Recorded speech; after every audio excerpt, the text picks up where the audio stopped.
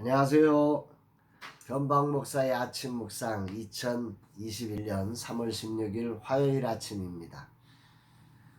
오늘은 마태복음 13장 53절로 58절 말씀을 통해서 비빌 언덕 이런 제목으로 함께 말씀의 은혜를 나누겠습니다. 어제 전체 공간을 친환경 소재로 연막 소독을 하고 커피 머신기와 토스트기를 설치하고 필요한 소품을 설치했습니다. 문득 창세기 말씀이 생각났어요. 보시기에 좋았더라. 이제 한 주간 창문 블라인드 설치, 미디어실 방음 추가 공사, 미디어실 꾸미기, 최종적인 마무리 작업 이런 것들을 하고 나면 이제 간판 작업을 해서 다음 주 화요일까지 최종적인 마무리를 할 예정입니다.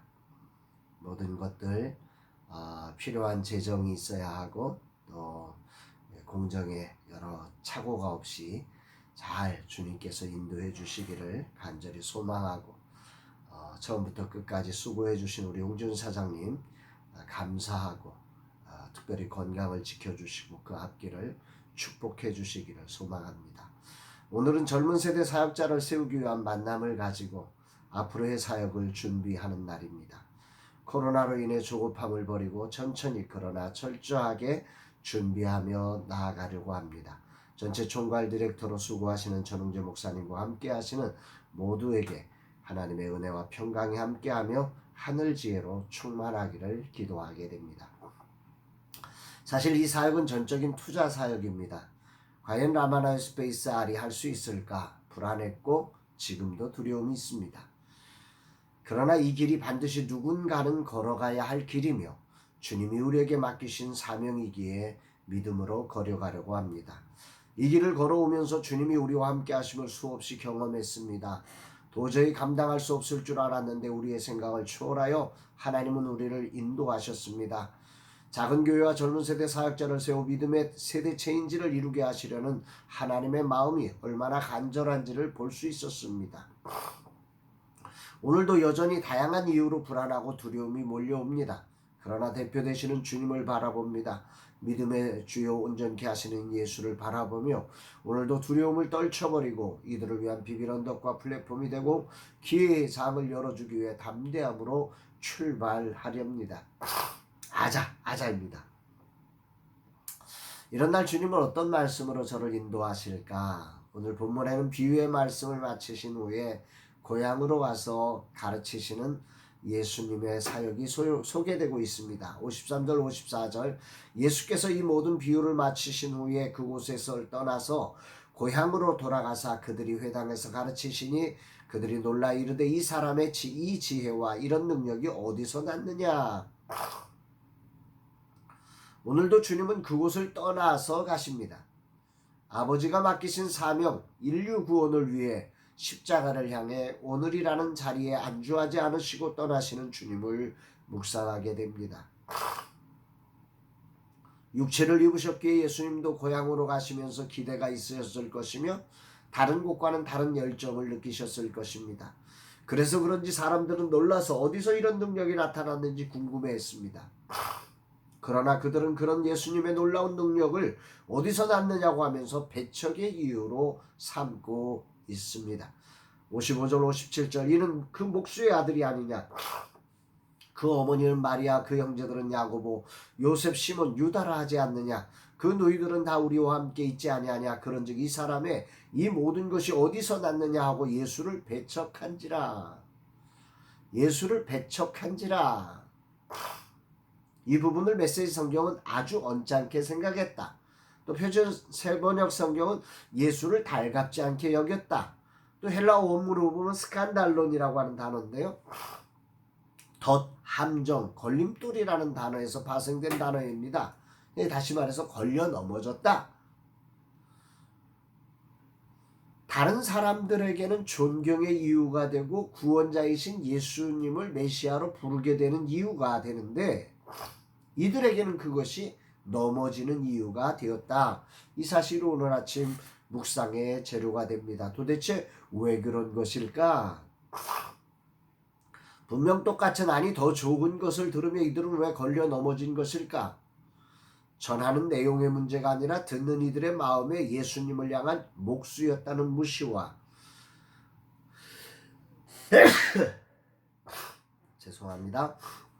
인간적으로 잘 알고 있다는 이유, 또 유대인들의 반감을 사고 있다는 선입관들이 복합적으로 작용하면서 이런 현상이 나타났을 것이라 생각이 됩니다.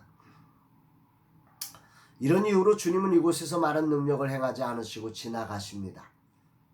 오늘 주님은 저에게 무슨 말씀을 하시고 싶은 것일까? 젊은 세대 사역자들과의 만남이 있는 날 주님은 그분들의 가능성, 독특성, 개성을 특별하게 인정하며 받아들이라고 하시는 말씀을 주시는 것 같습니다. 조금 안다는 이유가 배척의 이유가 아니라 그들을 더 지지하는 이유가 되도록 말입니다. 나 때는을 말하며 무시하는 이유가 아니라 그분들을 보내주신 하나님을 신뢰하며 그분들의 은사와 재능이 마음껏 발휘되도록 존중하고 기회를 열어주는 자가 되라는 것이죠. 젊다는 것은 신선하다는 것이고 신선하다는 것은 처음이라는 것이기에 내 눈으로 볼 때 미숙함이 보이는 것이 당연할 것입니다. 앞으로 이런 것을 신뢰로 믿어주며 기회를 과감하게 열어주는 사람이 되어야 합니다. 실패는 품어주고 작은 성취는 크게 기뻐하며 이분들과 함께해 나가야 할 것입니다.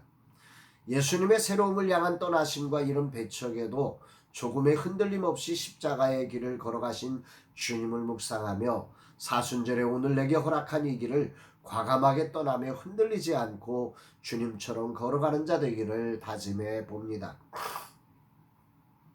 주님 이 종이 주님을 닮기 원합니다. 젊은 세대 사역자들을 존중하며 기쁨으로 이들을 지지하고 존중하며 이들의 실수를 품어주는 비밀 언덕이 되게 하시고 이들이 모일 수 있는 플랫폼이 되기를 원합니다.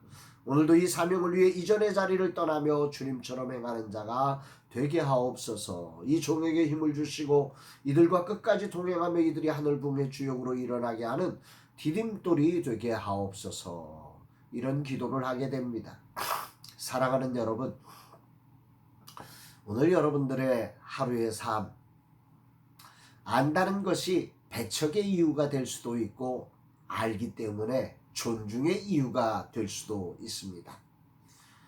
각자의 마음의 상태에 따라서 똑같은 현실을 가지고 존중할 수 있는 이유, 배척할 수 있는 이유로 설 수 있다는 사실을 기억하며 오늘 예수의 마음을 가지고 내가 해야 될 일이 누군가를 배척해내는 일이 아니라 누군가를 존중하고 정말 그분을 세워드리는 거룩한 사역이 되어야 함을 오늘 말씀을 통해서 이 사순절 기간 예수를 닮아가는 삶이 뭐냐?